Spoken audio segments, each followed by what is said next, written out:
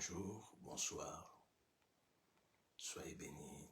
Nous sommes très heureux d'être une fois de plus parmi vous pour la cause qui est parfaite, la cause de l'évangile, la prise en charge de l'âme. Genèse chapitre 3, nous sommes à partir du 3e verset. Mais quant au fruit de l'arbre qui est au milieu du jardin, Dieu a dit, vous n'en mangerez point et vous n'y toucherez point de peur que vous ne mouriez. Alors le serpent dit à la femme, vous ne mourrez point, mais Dieu sait que les jours où vous en mangerez, vos yeux s'ouvriront et que vous serez comme des dieux connaissant les biens et les mal. La femme vit que l'arbre était bon à manger, agréable à la vie, et qu'il était précieux pour ouvrir l'intelligence. Elle prit de son fruit et en mangea. Nous sommes en train de terminer aujourd'hui ce thème qui nous a pris 5 émissions. La prise en charge de l'âme.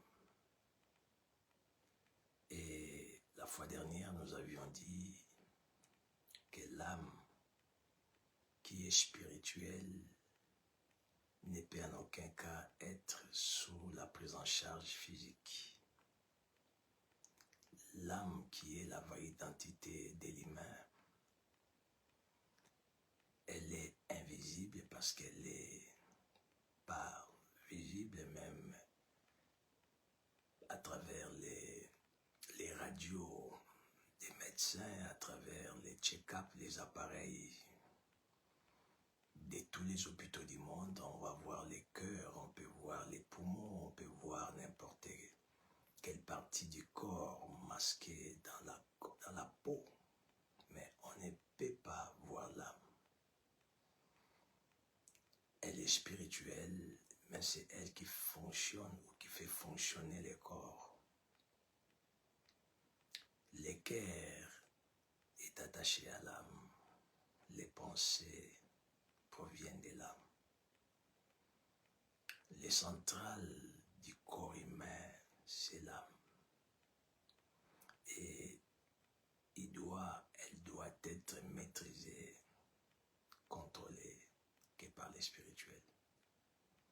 Et nous avions dit que les contrôles, on ne peut pas parler de la prise en charge de l'âme si on ne parle pas du contrôle de l'âme.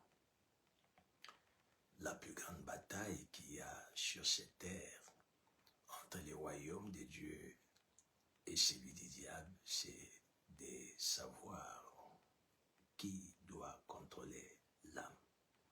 C'est-à-dire l'âme, c'est les vrais moi, les vrais vous, c'est votre âme. Et Dieu qui nous a bénis en nous créant, c'est-à-dire en créant l'âme humaine, en les plaçant dans les corps, doit à tout prix contrôler cette âme et prendre en charge l'âme. Mais cette adversité qui a commencé depuis le jardin d'Éden, le diable ne veut pas laisser les âmes de Dieu en paix, parce que lui, il a été précipité du ciel. Il veut à tout prix amener toutes les âmes avec lui dans la perdition. Donc, nous avions dit, la bataille de l'âme est une bataille permanente et sans fin.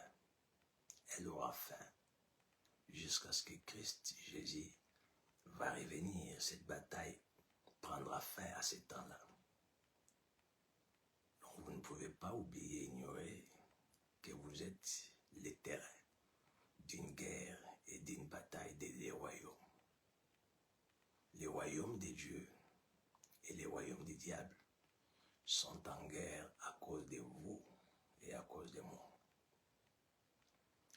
Et la guerre, la bataille, c'est qui doit prendre en charge l'âme. Qui doit prendre en charge l'âme. Parce que l'âme ne peut en aucun cas être indépendante. Toute âme est dépendante. Elle doit être dépendante d'une spiritualité. Normalement. De base, base, elle doit être dépendante de la spiritualité de Dieu parce qu'elle a été créée par Dieu. Et voilà que les diables, on vient de lire dans les jardins d'Éden, Dieu avait la prise en charge des âmes d'Adam et d'Ève. Et pour prendre en charge l'âme, il faut contrôler l'âme. Et il y a une manière de Dieu de contrôler les âmes. Et cette manière de contrôler les âmes de ces personnes qu'il avait créées, il les a placées dans les jardins.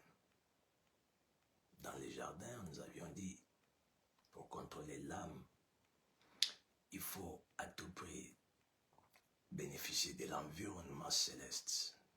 C'est-à-dire, l'homme et la femme bénéficiaient de cet environnement céleste. Les jardins étaient un environnement céleste. Pourquoi? Parce que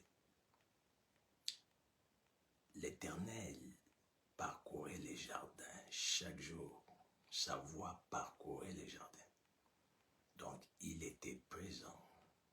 Il est omniposant, omniprésent, omniscient. Mais sa voix ne se faisait pas entendre à tout moment. Sa voix se faisait entendre par moment dans les jardins. Donc, l'environnement céleste doit bénéficier d'abord de la présence de Dieu. Nous avions dit Dieu, pour contrôler votre âme, il nous amène dans cet environnement céleste qui est les jardins.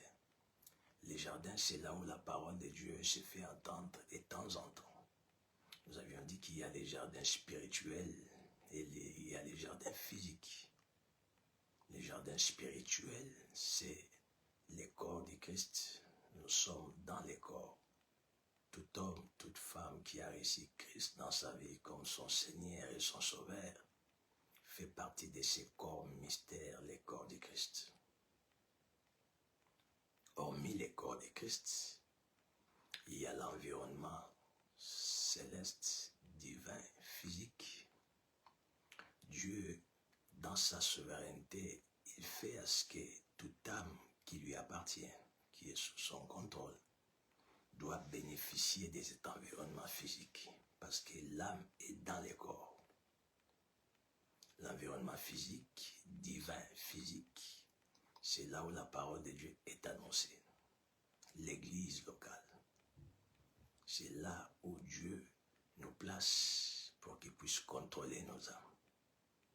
Nous avions dit que chaque enfant de Dieu, chaque humain qui appartient à Dieu, chaque humain auquel l'âme est contrôlée par le ciel, doit appartenir à une église locale.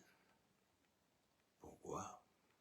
Pour écouter cette voix de temps en temps, la voix de Dieu par sa parole. Dédé, nous avions dit, il doit bénéficier de la présence, l'atmosphère divine dans les jardins. C'est-à-dire, quand nous sommes dans les services, dans les assemblées, on n'écoute pas seulement la voix de Dieu, mais on bénéficie de cet environnement céleste qui est la présence de Dieu. C'est cet environnement céleste qui fait du jardin l'endroit de l'atmosphère céleste. Sans l'atmosphère céleste, aucun endroit ne peut être appelé un environnement céleste. C'est à travers sa présence que nous pouvons conclure que nous sommes dans l'environnement céleste. Vous allez vous souvenir de Jacob.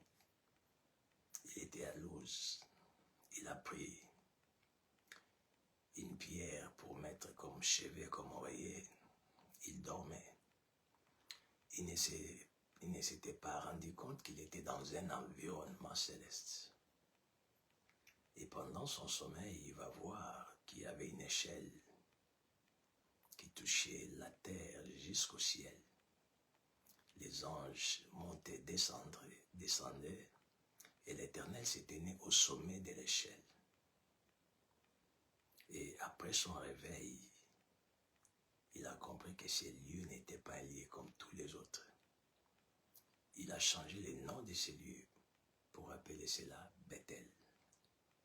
Donc, il y a des lieux Bethel auxquels il y a des échelles divines, auxquels il y a un mouvement céleste et de temps en temps. Les anges montent et descendent et l'Éternel est au sommet. L'Éternel est au sommet, cela signifie qu'il est le maître de l'endroit auquel vous vous trouvez. C'est lui qui contrôle, c'est lui qui dirige. Il est au sommet de l'échelle. Il contrôle, il dirige. C'est lui le maître. Nous avions dit que vous devez être sûr que les lieux ou l'ensemble auquel vous appartenez, la présence de Dieu y est. Et laissez-moi vous dire, la présence de Dieu dans une assemblée ne peut pas être possible s'il n'y a pas un appelé en cet endroit. Ce n'est pas un lieu qui devient un environnement divin. Ce n'est pas une assemblée qui doit forcément, tout ensemble qui doit forcément être un environnement céleste. Mais c'est parce qu'il y a un oint, un appelé, quelqu'un que Dieu a appelé dès le ventre de sa mère qu'il a établi. Il lui a donné une mission. Lorsque cet homme se pose à un lieu pour rassembler des gens, la présence de Dieu vient là. Et ne confondez pas, les Écritures disent là où 2 ou 3 s'ensemblent à mon nom, je suis présent. Ne confondez pas la présence de Dieu d'union et la présence de Dieu permanente. Des chrétiens peuvent s'assembler dans un bus. Ils s'assemblent dans un bus, en train de parler de Christ, en train de chanter, en train d'adorer. Dieu viendra là. Mais cela ne fait pas de cet environnement, de ces bus, un environnement céleste. Ce bus n'est pas un lieu de culte. Les lieux de culte qu'on appelle assemblée, c'est un lieu auquel Dieu se présente là parce qu'il a établi une alliance avec quelqu'un. Il a oint quelqu'un, il l'a appelé, il lui a donné un mandat, une mission de conduire son peuple. C'est de cet environnement dont je suis en train de parler, l'environnement céleste. Et vous allez vous souvenir que dans les jardins, bien que Dieu contrôlait les jardins, contrôler les jardins, ce n'est pas Dieu contrôler les arbres. Contrôler les jardins, c'est-à-dire Dieu contrôler les âmes qui étaient là, dans les jardins. Parce que dans les jardins, ce qui était le plus important, ce n'était pas les animaux, ce n'était pas les plantes, c'était les âmes qui étaient là. C'était les âmes que Dieu a placées dans les jardins qui avaient fait la force ou qui avaient rendu cet endroit important. Les jardins étaient importants à cause de la présence du Créateur et parce qu'il avait établi les âmes. Et cette présence ne pouvait pas venir s'il n'y avait pas des âmes. Raison pour laquelle Christ a quitté les ciels pour venir sur la terre, non pour faire un tour, pour se balader, mais il est venu parce qu'il y avait des âmes qui devaient sauver.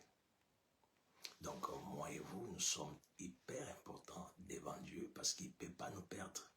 C'est lui qui nous a créés et il fait à tout prix de son mieux pour nous ramener dans le chemin pour que nous puissions être sous son contrôle et sous sa direction. Dieu dans les jardins contrôla les âmes. Il les a amenés à sa présence. Il bénéficiait de cette voie qui parcourait les jardins. Mais il y avait quelque chose qui faisait la force de ce contrôle, de cette prise en charge de leurs âmes. C'était l'instruction qu'il avait donnée à ces deux personnes. Vous mangerez tous les arbres et des fruits, mais quant aux arbres, à l'arbre de la connaissance du bien et du mal, vous n'en mangerez point. La force de la prise en charge se trouve dans les principes du royaume qui prend en charge l'âme. Chaque royaume a ses règles, a ses principes, a ses lois. Le royaume qui prend les déchus pour prendre en charge une âme imposera ses principes, imposera ses lois, imposera ses règles.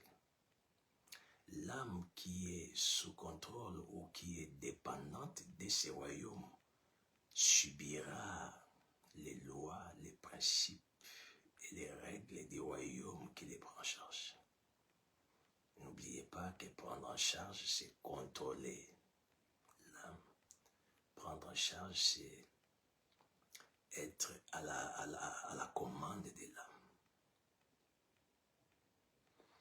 L'homme ou l'âme qui est prise en charge doit s'identifier, c'est-à-dire savoir quel est le royaume qui l'a pris en charge et quelles sont les règles de ces royaumes.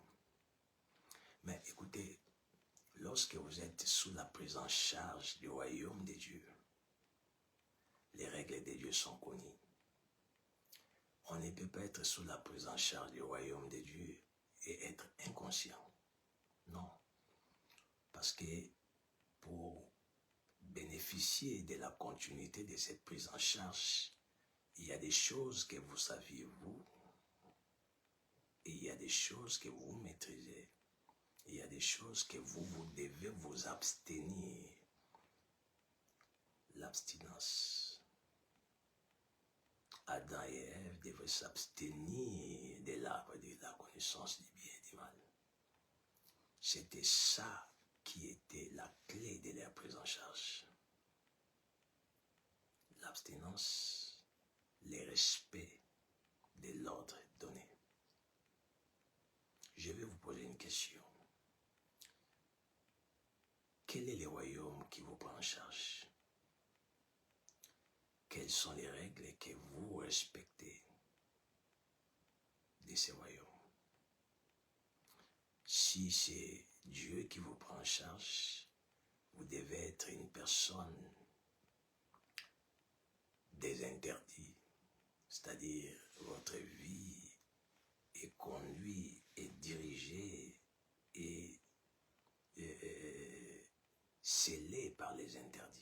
La vie d'Adam et d'Ève était scellée par l'interdit de ne pas toucher à l'arbre de la connaissance du bien et du mal. Et lorsqu'ils en ont mangé, Dieu s'est, comme il est dans ses principes, il s'est retiré d'eux. Le monde spirituel est un monde de principes. Dans le monde spirituel, il n'y a pas de pitié. Dans le monde spirituel, il y a le respect des principes et des lois.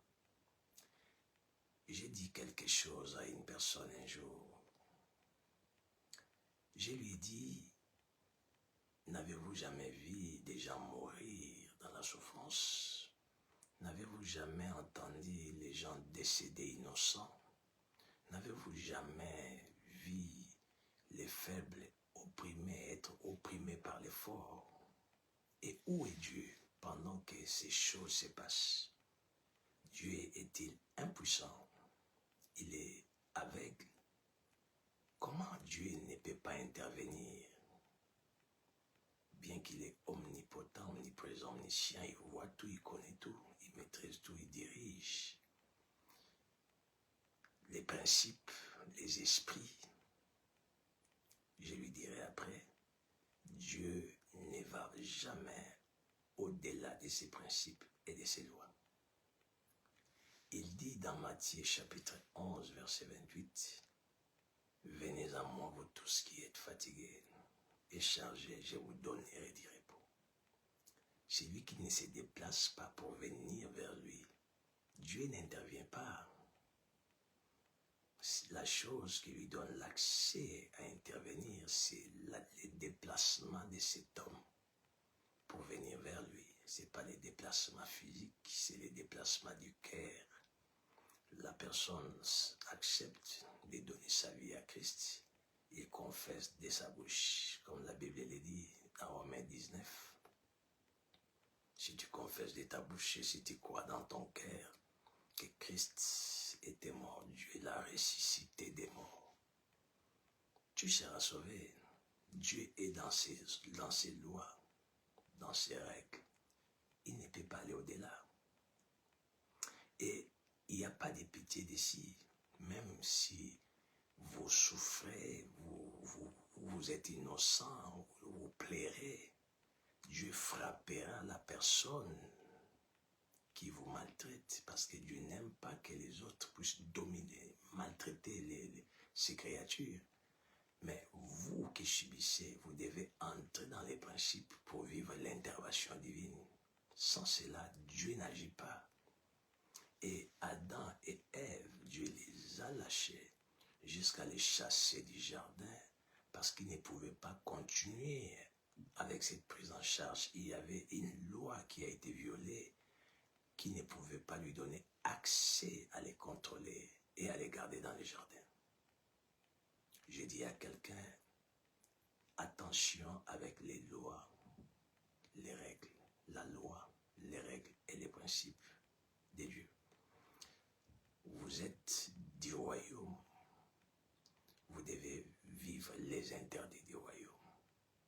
La force de la vie, c'est dans les interdits. Et Dieu les chasse. Quand on n'est plus sous les contrôles du royaume de Dieu, on devient exposé. Quand on n'est plus sous le contrôle du royaume de Dieu, on devient quelqu'un à abattre. Vous devenez vulnérable, vous devenez exposé. Il n'y a plus de couverture, de sécurité, de protection sur vous. Vous allez vous souvenir que Adam et Ève ont été chassés du jardin. Après qu'ils soient chassés du jardin, ils se sont retrouvés avec Caïn, avec Abel. Et vous savez la suite. Qu'est-ce qui s'est passé après dans la vie de Caïn, entre Caïn et Abel, dans la famille d'Adam et d'Ève, après qu'ils soient exposés, parce qu'ils n'étaient plus dans les jardins, ils étaient plus sous le contrôle et la prise en charge du Créateur. Les lois de Dieu, la loi de Dieu, les principes et les règles. Demeurer dans la loi de Dieu, demeurer dans les principes, demeurer dans les règles. Les contrôles de Dieu qui amènent la couverture céleste sera avec vous.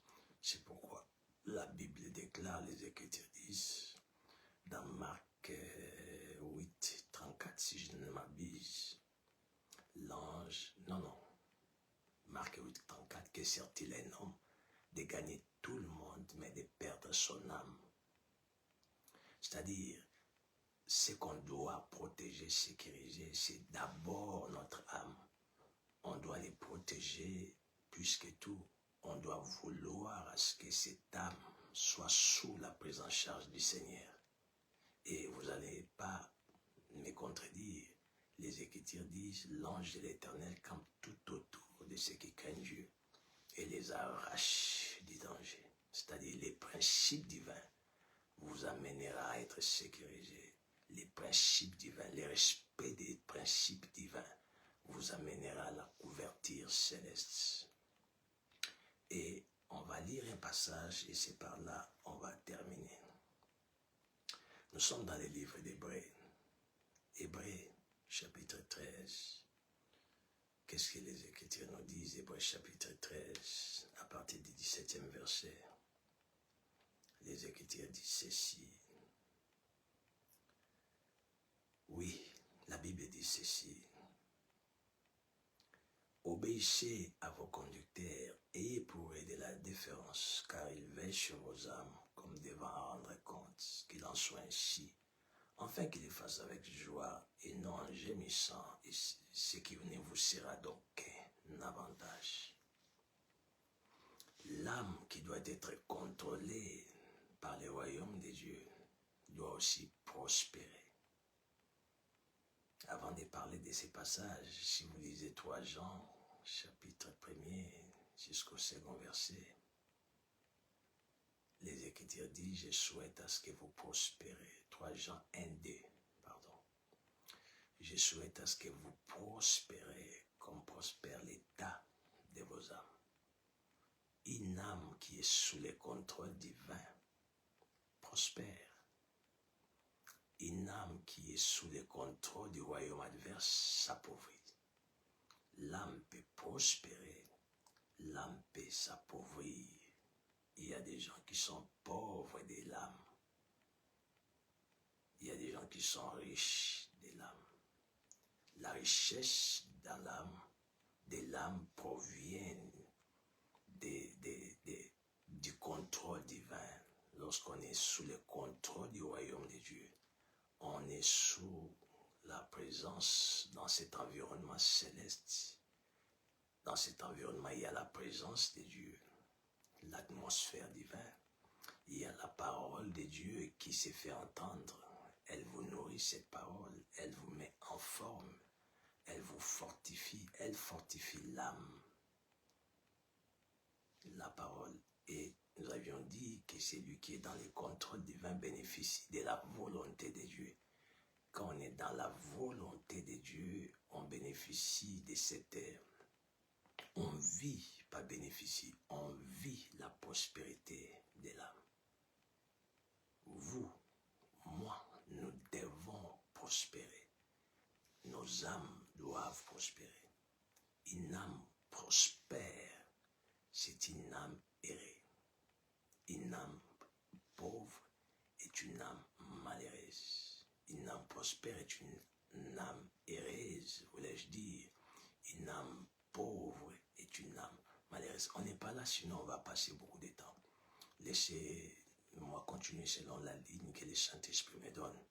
Nous avions lu Hébreux chapitre 13, verset 17. La parole de Dieu nous dit, nous avions lu, la parole de Dieu nous dit, obéissez à vos conducteurs et ayez pour eux de la déférence car ils veillent sur vos âmes.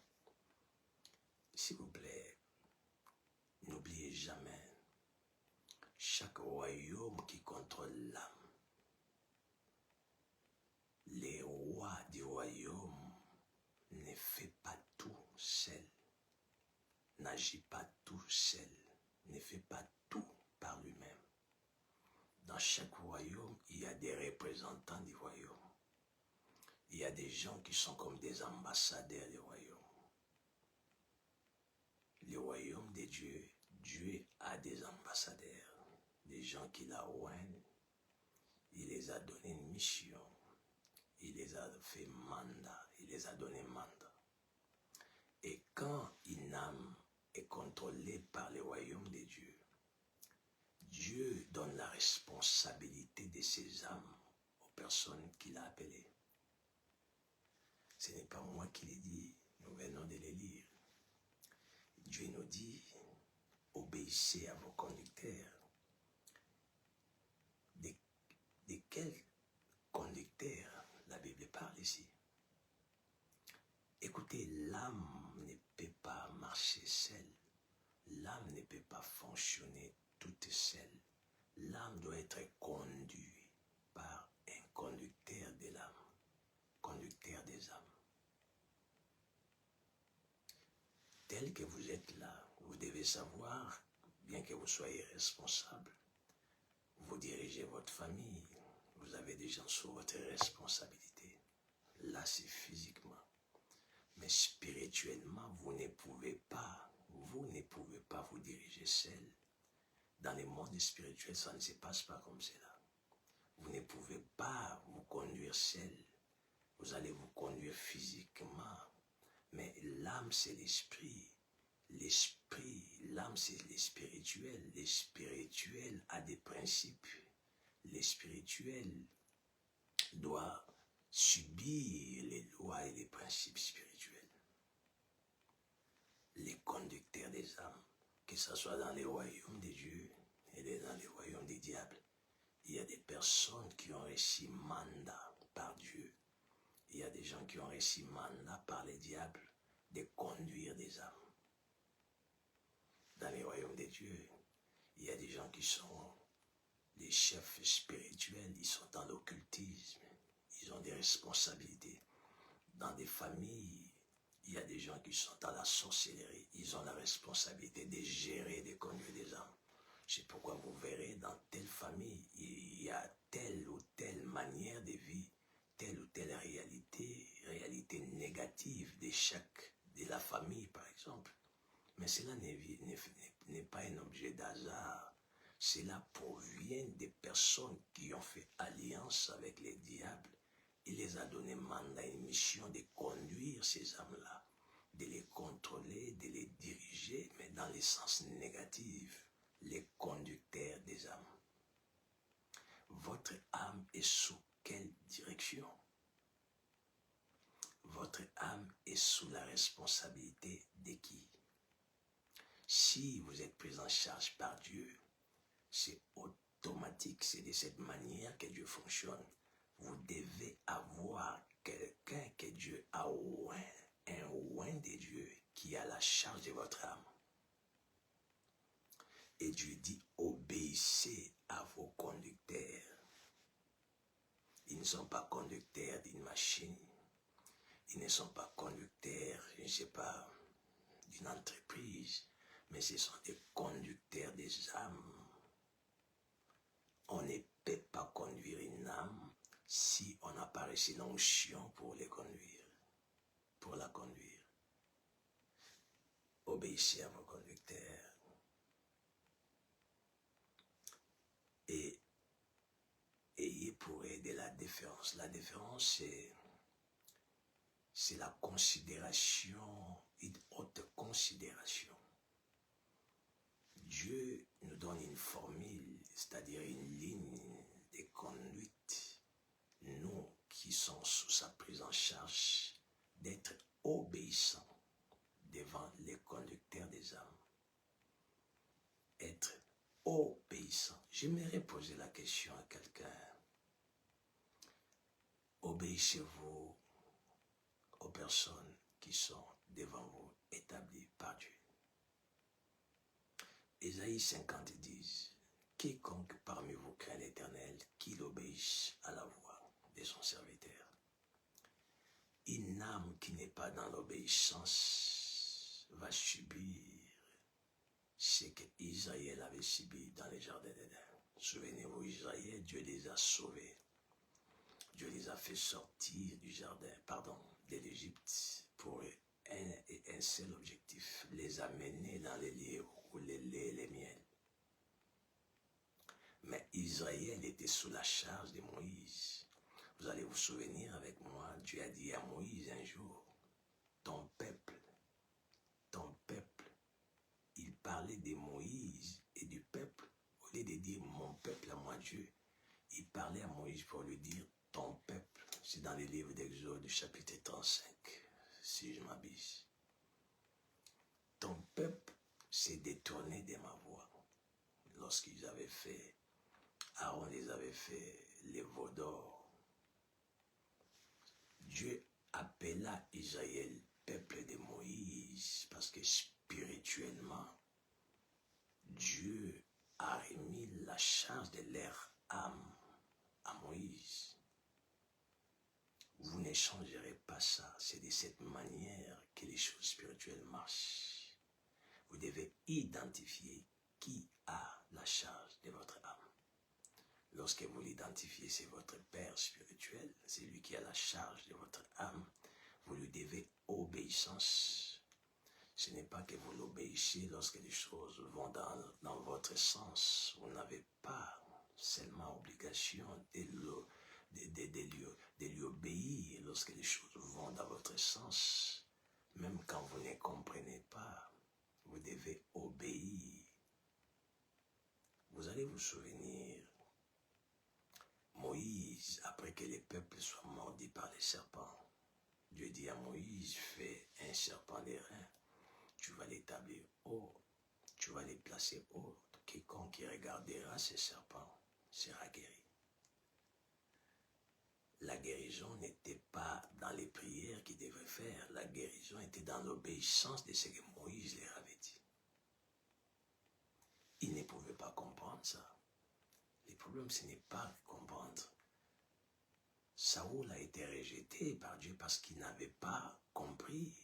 Il voulait comprendre. Il y a des interdits, il y a des lois, il y a des instructions qu'on ne peut pas comprendre. On doit obéir.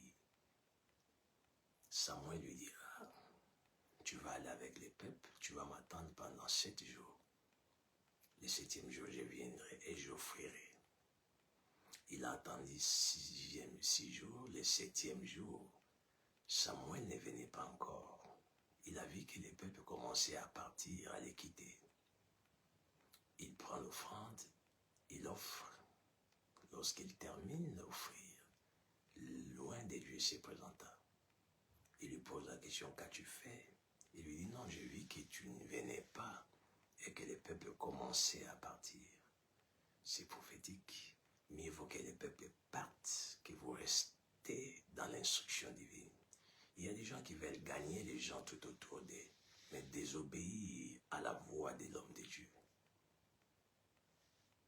Il a voulu garder les gens, mais désobéir à la loi ou à l'ordre donné par le roi.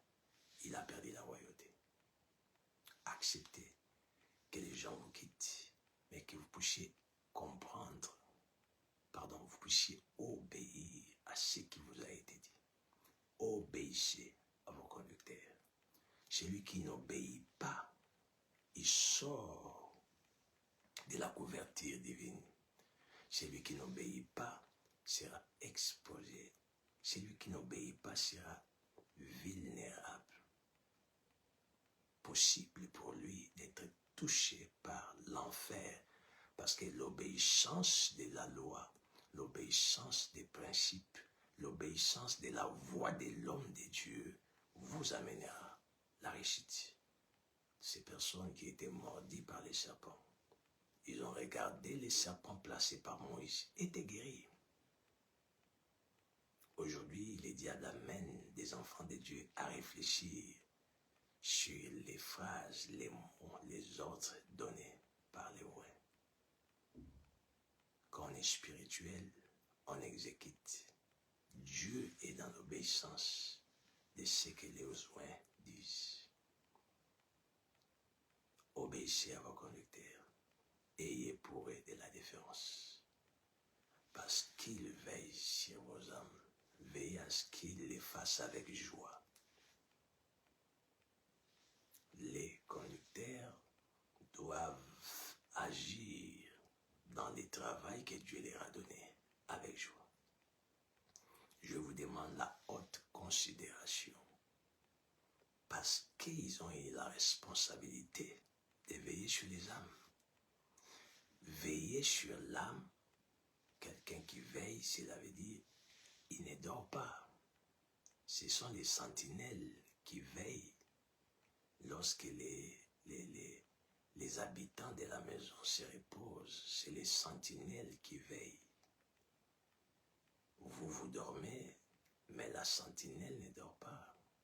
Elle est là, elle surveille. Veiller sur les âmes, c'est-à-dire c'est surveiller les âmes pour que les malheurs ne les atteignent pas. Alléluia.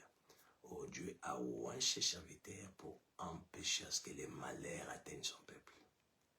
Les oints, l'onction, c'est la continuité de ce que Christ devait faire lui-même sur la terre. Lorsqu'il était présent, il est venu comme humain, mais 100% Dieu. Il est parti, il a déposé l'onction sur les gens pour qu'ils puissent continuer ce qu'ils devraient faire. Quand un oint reçoit l'onction, il vous amène la sécurité, la protection divine. Il veille sur vous pour que les sorciers ne vous atteignent pas, pour que les malheurs ne vous atteignent pas, pour que la mort ne vous atteigne pas. C'est la responsabilité, c'est de cette manière que Dieu fonctionne. Il veille sur vos âmes. Il veille. La sentinelle, vous dormez, lui il est éveillé. Il voit ce qui peut se passer la nuit. Il voit les ennemis venir. Il sait comment vous défendre pendant que les ennemis viennent. Vous êtes endormi. Quand on est une âme, on a des âmes endormies. Seuls les sentinelles ont des yeux ouverts. C'est pourquoi Lot, lorsqu'il devrait se séparer avec la sentinelle Abraham, Abraham lui dira, écoutez, la vallée est là, tu choisis. Si tu vas à gauche, moi j'irai à droite. Si tu vas à droite, moi j'irai à gauche. La Bible dit, Lot leva les yeux. Comment Lot pouvait voir, pouvait constater, pouvait découvrir, pouvait savoir, pouvait être informé, pouvait voir Sodome et Gomorrhe, pouvait voir les faits qui devaient venir à Sodome. Il était une âme endormie, il n'avait pas des yeux pour voir. C'est Abraham qui pouvait voir parce qu'il avait reçu l'onction, c'était lui la sentinelle. Oh Lot, si Lot, une fois seulement, il avait dit à Abraham, Père, je ne partirai pas par l'endroit où je vais partir, mais j'aimerais à ce que vous puissiez me situer, que j'aille où, par quelle direction. Abraham allait lever les yeux. Lever les yeux, ce n'est pas les yeux physiques. L'autre a levé les yeux, il n'a vu que la plaine. Alléluia. Mais lorsque le roi lève les yeux s'ouvrent, il peut voir l'avenir. Alléluia. Confiez-vous à l'Éternel, vous serez affermis. Des Chroniques 20, mais à ses serviteurs vous réussirez. Vous avez besoin de connaître l'avenir. Vous avez besoin de connaître quelle direction vous devez prendre. Mais vous ne saurez pas la direction si la sentinelle n'est pas à côté de vous. Vous ne saurez pas l'endroit convenable si vous n'écoutez pas la sentinelle. Vous ne vous déciderez pas par vous-même parce que vous allez vous tromper comme Lot. Alléluia. Lot a tout perdu à Sodome et à Gomorrhe parce qu'il n'avait pas consulté Abraham. Lot a tout perdu à Sodome et à Gomorrhe parce qu'il est allé par sa volonté, par ses yeux. Les yeux de Lot l'ont amené à Sodome et à Gomorrhe. Les yeux de Lot l'ont amené à Sodome et à Gomorrhe, un endroit qui n'avait pas d'avenir. Aujourd'hui, il y a des gens qui ne se fient pas, qui ne se confient pas aux sentinelles qui sont des joints. Ils se retrouvent dans des mariages sans avenir. Ils se retrouvent dans des affaires sans avenir. Ils se retrouvent dans des pays qui ne sont pas leurs pays de visitation. Ils se retrouvent dans des lieux qui ne sont pas leurs lieux de bénédiction parce qu'ils n'ont pas consulté les sentinelles. Ils n'ont pas eu le temps de consulter Abraham. Ils n'ont pas eu le temps de consulter les ouins. Il y a d'autres qui ont consulté les ouins, mais qui n'ont pas voulu obéir à ce que les ouins lui avaient dit. J'ai dit à quelqu'un ce matin, ce soir, ça dépend de votre temps auquel vous nous prenez. Attention, vous avez une sentinelle à côté de vous, obéissez à la sentinelle.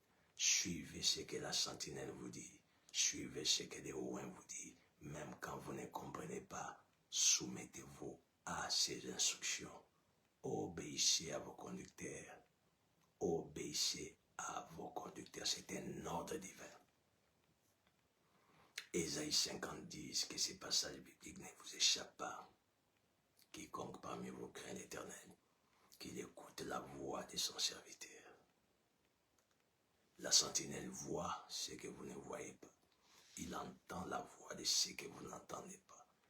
Il a les bâtons dans sa main. Il peut ouvrir la mer rouge. Alléluia. Réussir sur la terre, c'est avoir une sentinelle à côté. C'est-à-dire, vous êtes sous la prise en charge de Dieu et il vous donnera, c'est obligé, il mettra à côté de vous une sentinelle, un ouin auquel vous devez obéissance, auquel vous devez déférence, auquel vous devez apporter la joie, la haute considération, la déférence, l'obéissance et lui apporter la joie. Je termine par dire à quelqu'un, découvrez ce que votre Père spirituel aime. Cherchez à savoir ce qui peut lui donner la joie. C'est très important, c'est très capital. Vous savez, Jésus a ressuscité une fille et un enfant parce qu'il avait eu compassion de lui. Celui qui a l'onction, ce n'est pas le sujet, mais laissez-moi terminer par là parce que l'Esprit m'amène à parler de ça. Celui qui a reçu l'onction, il a reçu la clé.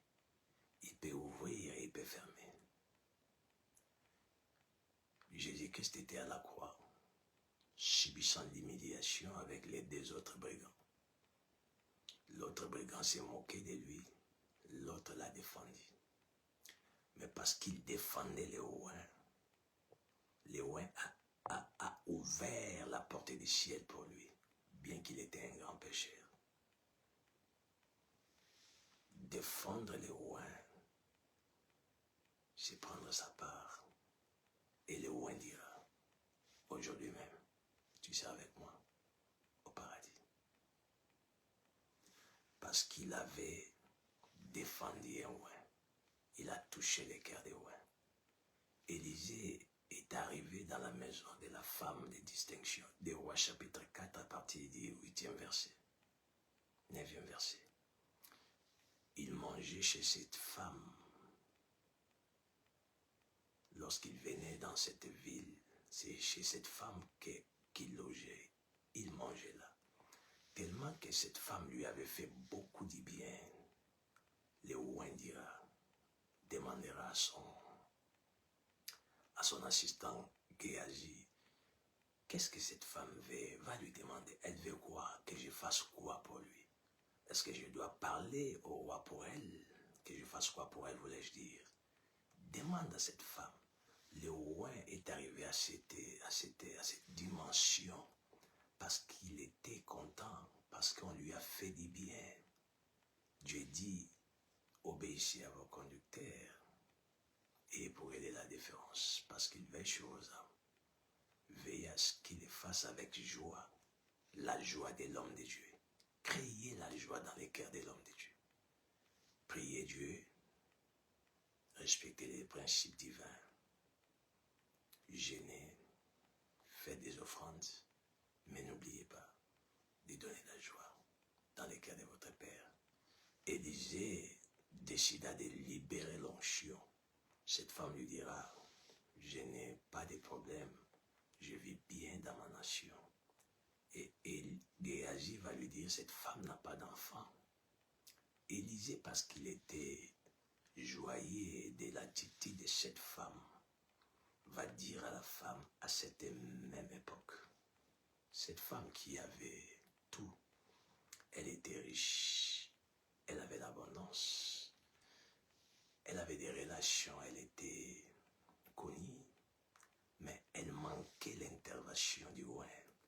Elle manquait quelque chose qui devait venir que de la bouche du roi. Alléluia. Je dis à quelqu'un, vous pouvez tout avoir. Vous pouvez avoir les pouvoirs, vous pouvez avoir les matériels, vous pouvez avoir la richesse. Mais il y a des choses que tout ce que vous avez ne peut pas vous donner. C'est-à-dire, il y a des choses que votre richesse, votre niveau de vie ne peut pas vous donner. Elle ne peut venir que par la bouche de celui qui a reçu l'onction. Elle ne peut venir que par la bouche des mandatés de Dieu. Elle ne peut venir que par la bouche de celui qui a été établi sentinelle. Alléluia. Élisée lui dit, à cette même époque de l'année prochaine, tu auras un fils. La parole de l'homme de Dieu. Alléluia. Dieu confirme la parole de son serviteur et la prédiction de ses envoyés. Lorsqu'il parla, les ciels s'ouvrirent et les miracles étaient descendus. Cette femme a eu un enfant, comme le ouin avait déclaré. Pourquoi? Parce que le ouin était dans la joie. Malheureusement, aujourd'hui, il y a des gens qui blessent les sentinelles. La Bible dit qu'ils ne puissent pas les faire en gémissant, ce qui ne sera pas de votre avantage. Évitez cela. Car il veille sur vos âmes comme devant en rendre compte qu'il en soit ainsi, afin qu'il les fasse avec joie et non en gémissant, ce qui vous ne serez d'aucun avantage. Il y a des gens que leurs vies sont devenues sombres. Il y a des gens qui vivent un présent bien aujourd'hui, mais ils auront des avenirs sombres parce qu'ils ont fait gémir les sentinelles. Ils ont fait gémir les joints. Ils ont fait peiner les joints. Ils sont entrés dans la bande rouge. Dieu dit, ça ne sera pas de votre avantage. Ils sont d'office désavantagés. Au lieu de donner la joie dans les cœurs de l'homme de Dieu, ils ont donné les inquiétudes, les remords dans les cœurs des joints. Il y a d'autres qui négligent l'œuvre de Dieu, les responsabilités que les joints leur ont données. Les joints de Dieu ont des remords dans leur cœur et ils pensent que ça va leur apporter avantage. Mais les Écritures disent non, ça ne sera pas pour votre avantage. Attention avec les sentinelles, ils ont reçu mandat de protéger, de sécuriser, de veiller sur vos âmes et de vous apporter la lumière à travers l'onction. Que Dieu vous bénisse. À la prochaine.